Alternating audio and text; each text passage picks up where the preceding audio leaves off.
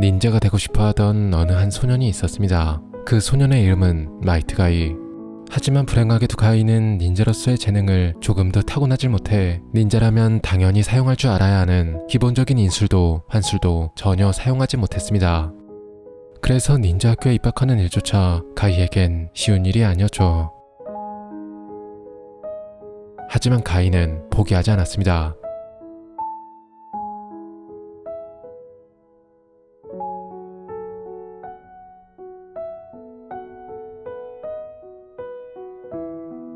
가이가 포기하지 않았던 이유는 그의 아버지 마이트 다이의 영향으로 いいかガイ、お前の青春は始まったばかりだ。青春に後ろ向きはない。俺のように。お前が忍術と現実が苦手なことはむしろパパからすれば嬉しいことだ。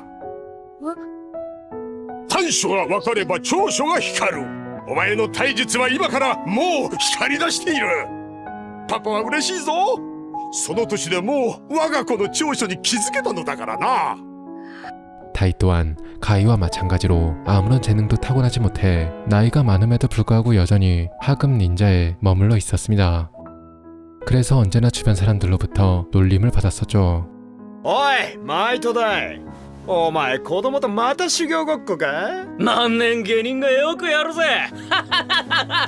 하지만 그럼에도 다이는 절대 기죽지 않았습니다. 오히려 おう、応援ありがとう。 그러나 가이는 자신의 아빠를 바보 취급하는 그들을 용서할 수 없었고 ってなんだってよく見りゃ大のとこのガキか。何のつもりだ。パパを二度とバカにするな。ガイ、なぜあんなことをした。パパはどうしてそんな前向きでいられるの。ん？青春はいつ終わるの。青春に後ろ向きがない以上終わりはないんだ。じゃあパパが死ぬ時も終わらないっていうの。何言ってるガイ。その時こそ青春の最高潮、最も燃える時だ。パパはどうかしてる。死ぬ時に青春もクソもないよ。そんなの死ぬまで信じて強いやつに勝てる保証はないじゃないか。この僕みたいに。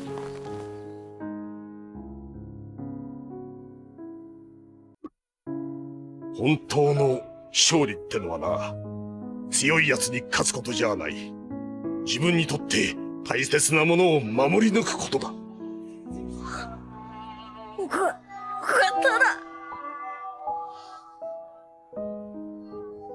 パパの言う青春を守り抜きたかったんだ。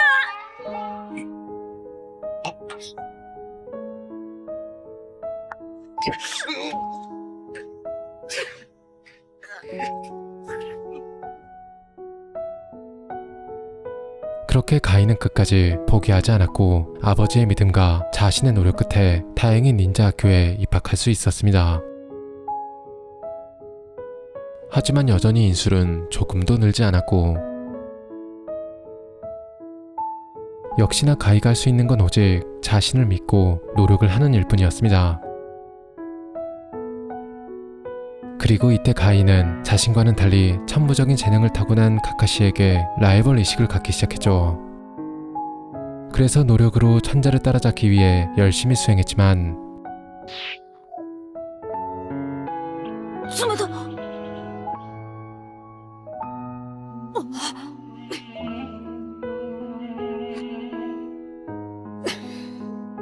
天才が努力したら勝てるわけないじゃないか。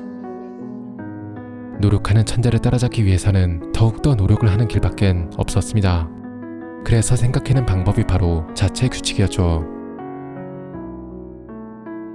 자체 규칙이란 무언가에 도전하기에 앞서 스스로에게 거는 일종의 족쇄로 어떠한 도전이든 진지하게 임할 수 있도록 만들어주고 만약 도전에 실패하게 된다 하더라도 자신을 혹독하게 훈련시킴으로써 더욱 성장하게 만들어주는 훈련법입니다. 그리고 가이는 언제나 자신이 정한 규칙은 반드시 지켜내었죠. 그렇게 가이는 카카시에게 끊임없이 도전했고 이윽고는 마침내 명실상부한 카카시의 라이벌로 자리매김하게 됩니다.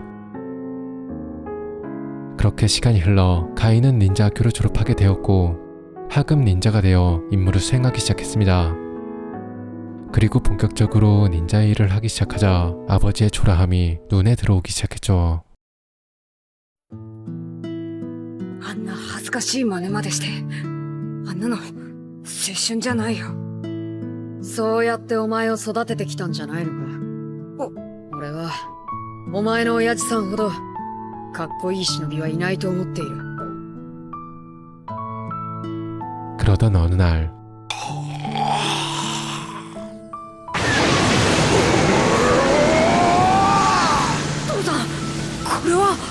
八門遁甲禁術の一つだ。下人の俺が日々修行し20年かけてやっと得得した唯一の技だ。つまりこれは父として唯一お前に伝える技、そしてお前にとって最も特別な技となる。特別？お前は確かに立派になった。だがこの技を使用するには一つ厳しい条件をつける。自分ルールだ。 그날이 있은 후 얼마 지나지 않아 카이는 임무를 수행하던 중 안개마을 닌자도 7인방과 맞닥뜨리고 말았고 죽을 위기에 놓이게 되는데 그 순간 下人の父さんがどうしてここに？いいから逃げろお前たち。俺が時間を稼ぐ。ヒロって父さん、相手は町人連中でしかも忍び方の七人衆だぞ。父さん一人で止められる相手じゃない。 俺には四門八門遁甲の陣がある。でもそれは自分ルールだ。 그렇게 다이는 자신의 목숨을 바쳐 가이를 지켜내었습니다. 그리고 가이는 아버지의 청춘을 이어받아 끝없이 노력하며 절대로 포기하지 않았고 마침내 상급 닌자까지 되었죠. 상급 닌자가 된 가이는 새 아이들의 스승이 되었습니다. 내지는 천재성과 재능을 타고났지만 분가 출신이라는 세장 속에 갇혀 스스로를 올가매고 있었고 가인은 청춘의 힘으로 어떻게든 내지를 스스로의 속박에서 벗어나게 해주고 싶었지만 슈갈종 내부의 사정에 함부로 개입할 수는 없는 노릇이었죠. 텐텐의 경우 전설의 3닌자인 친하대처럼 되고 싶어하던 아이였습니다. 그래서 가인은 텐텐에게 의료 인수를 배울 수 있는 기회를 제공해 주었지만 안타깝게도 텐텐은 의료 인술에는 그다지 소질이 없었고 대신 시공간 인술에 재능이 있다는 사실을 알아차린 가인은 닌자 도구 스페셜리스트라는 새로운 길을 제시해 주었습니다. 그리고 롱리의 경우 たとえ忍術や幻術は使えなくても立派な忍者になれることを証明したいんです。それが僕の全てです。 리는 마치 가이의 옛날 모습을 보는 것만 같았습니다.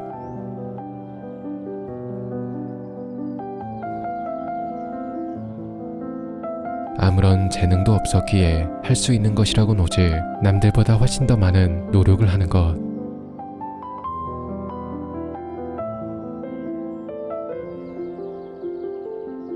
자신과 너무나도 닮아 있었기에 가인은 리를 그냥 내버려 둘 수 없었습니다.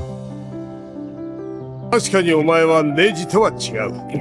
忍術や幻術もできなければ体術の天才でもない。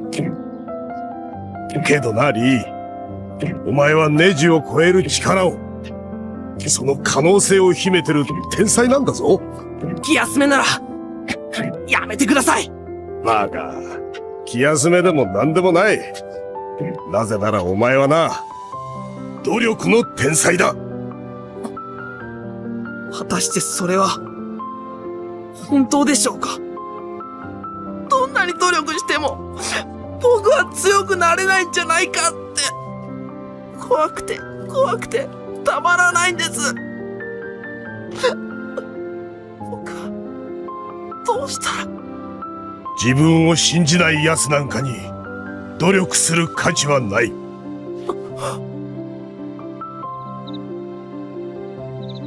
リーよ、お前は俺によく似ている。実は俺も昔はな、落ちこぼれだった。だが今じゃ天才エリートカカシとの勝負でも勝ち越している。努力したからだ。たとえ忍術や幻術が使えなくても立派な忍者になれることを証明したいんですってな。それがお前の忍道だろう。いい目標じゃないか。頑張る価値のあるいい目標だよ。だからお前は自分の道を信じて突っ走ればいい。俺が笑って見てられるぐらいの強い男になれ。いいな、リー。あーす。 그리고 가인은 리에게 자신의 노력의 비법을 알려주었죠.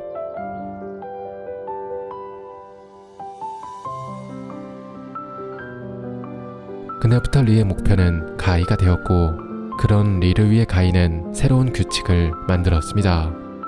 俺の命をかけてお前を鍛えるんだ。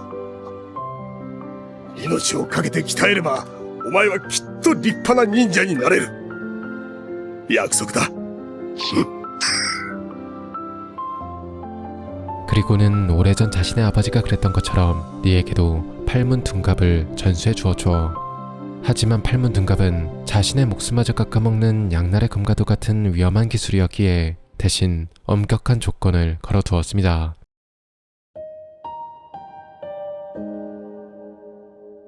그리고 시간이 흘러 가이의 제자들은 중급 닌자 시험에 참가하게 되지만 아쉽게도 모두 탈락하고 맙니다.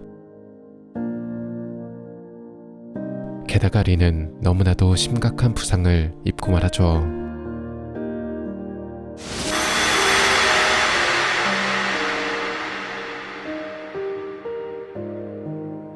なぜ助ける。こいつは愛すべき俺の大切な部下だ。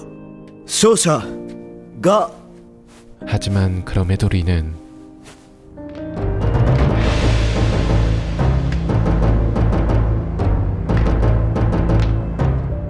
リー、もういい。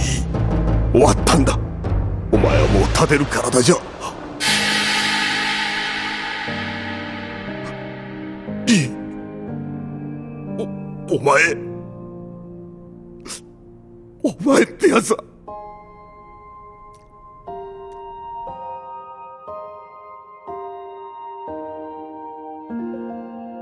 気を失ってさえもまだ自分の人道を証明しようというのか。リー、お前はもう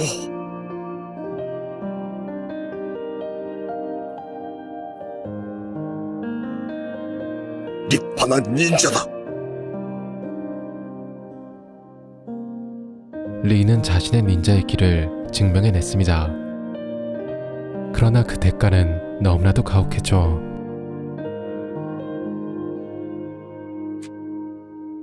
リー、お前が負けるなんて思いたくなかった。お前の人道を叶えさせてやりたかった。止めることができなかった俺を許してくれ。リー、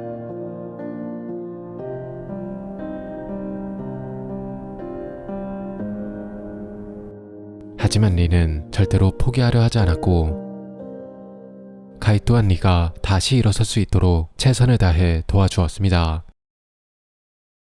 그러는 사이 아카츠키가 마을에 나타나는 소동이 벌어지기도 했지만 가이가 출동하자 금세 꼬리를 말고 도망쳐 버려죠.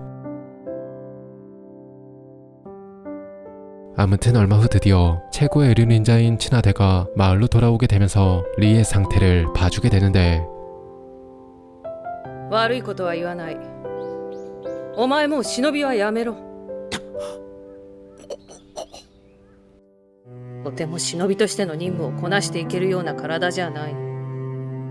たとえ手術したとしても、手術が成功する確率はよくて 50%。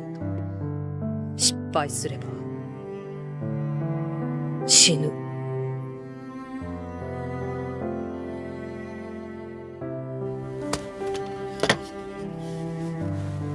リー、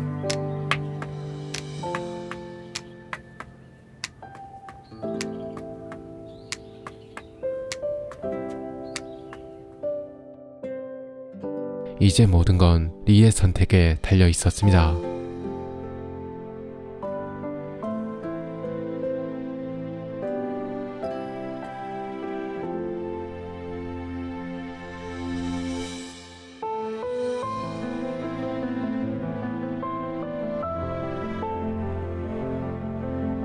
하지만 죽음이라는 공포 앞에 지금까지 스스로를 믿으며 최선을 다해 끝없이 도전했던 리도 현실에 절망하며 선택을 주저하고 있었고,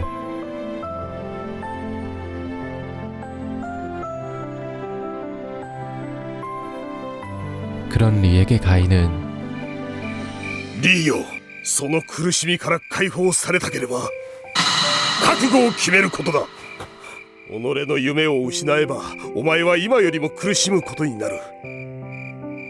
人道を失うようなことがあれば生きてはいけないようなバカさ。俺もお前も手術を受けろ、リー。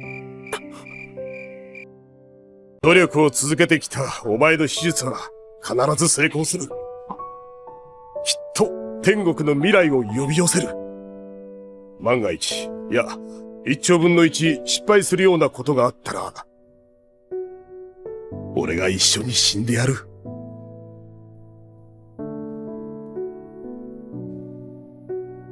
お前に会った時から、俺の人道は、お前を立派な忍者に育てることだった。約束だ。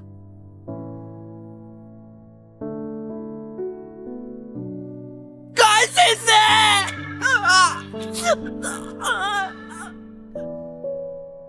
그렇게 리는 수술을 받기로 결심하게 되고, 수술은 다행히 성공하게 되었죠.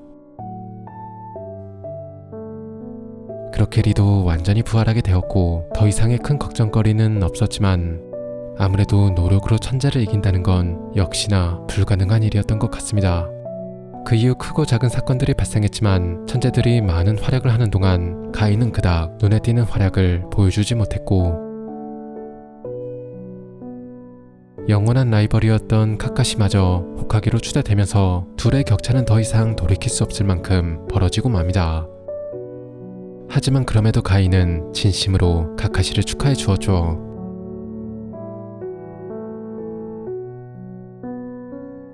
그나마 이후 4차 닌자대전이 시작하기 직전 나루토를 호위하기 위해 거북섬에 갔다가 우연히 키사메와 마주하게 되면서 오랜만에 팔문 둔갑을 사용해 키사메를 제압하는 데는 성공하지만, 키사메가 자살까지 감행하게 되면서 결국 연합군에 대한 정보를 빼앗겨버리고 말하죠.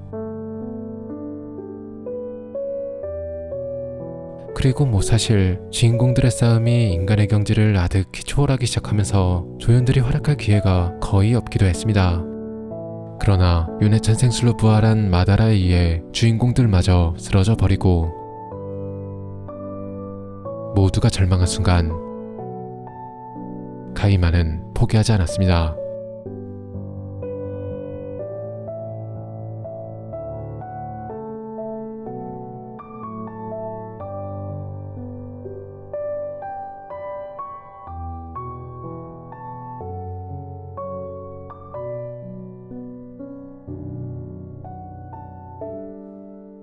하지만 7문까지 개방한 정도로는 6도의 심까지 손에 넣은 마다라를 이기기엔 역부족이었고, 그래서 가인은 지금이야말로 오래전 아버지가 그랬듯 후대를 위해 자신의 청춘을 전부 쏟아부어야 하는 순간임을 직감하게 되죠.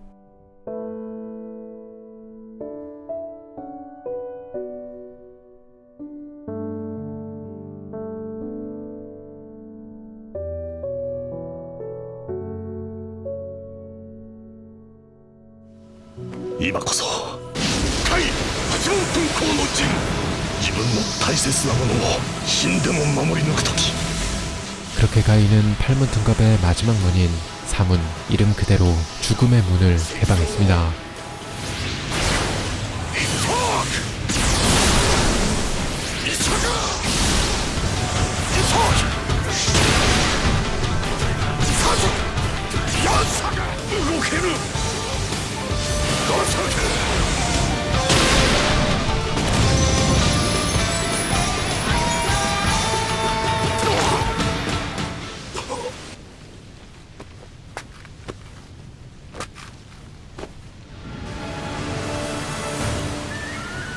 もう野外しかない。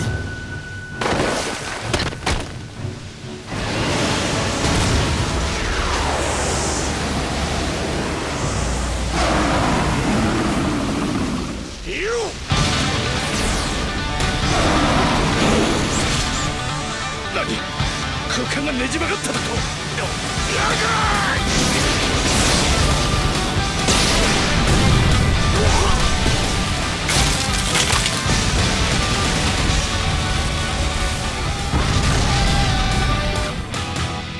그렇게 자신의 모든 것을 쏟아부은 가이의 최후의 일격은 짧은 순간이었지만 마다라를 능가했고 그를 거의 죽일 뻔했죠. 하지만 그에 대한 대가로 가이의 몸은 직접적인 타격점이었던 오른쪽 다리부터 재가 되어 바스러졌고 그의 생명의 불꽃은 점점 사그라지기 시작했습니다. 그래도 다행히 육도의 선수를 얻은 나루토의 도움으로 간신히 목숨만은 건질 수 있었죠. 이렇게 가이가 자신의 모든 것을 바쳐 시간을 벌어준 덕분에 나루토와 사스케는 늦지 않게 전장으로 복귀할 수 있었고 이는 닌자 세계를 위기에서 구하는 발판이 되었습니다. 그렇게 세상에는 다시 평화가 찾아왔지만 재가 되어 바스러졌던 가이의 오른 다리는 완전히 박살이나 도저히 어떻게 할 수 있는 상태가 아니었습니다. 이렇게 가이의 닌자로서의 인생은 막을 내렸습니다. 그런데 어쩌면 보르트에 와서 크게 발전한 과학기술과 의료기술을 사용한다면 가이의 다리를 치료할 방법이 아예 없는 건 아닐지도 모릅니다. 그러나 가이에겐 더 이상의 후회나 미련 따윈 남아있지 않은 것 같습니다. 가이의 일생일대의 목표는 리를 훌륭한 닌자로 키워내는 것이었고 미래를 짊어질 새로운 청춘을 지키기 위해 사문을 개방함으로써 리에게 자신이 가진 모든 것을 보여주었고 아버지가 그랬듯 다음 세대에게 이미 자신의 청춘을 맡겼기에 더 이상 그가 할 일은 없었을 겁니다. 그래서 가이는 부서진 다리를 고치는 대신 뒤에서 새로운 청춘들이 성장해가는 모습을 지켜보기로 한 것은 아니었을까요? 本当に後悔はないんですか？ああ、ない。この足のおかげで俺は今でも努力することができる。今を嘆くばかりではなく、それと真に向き合うことによって人はさらに強くなれると俺は思うのだ。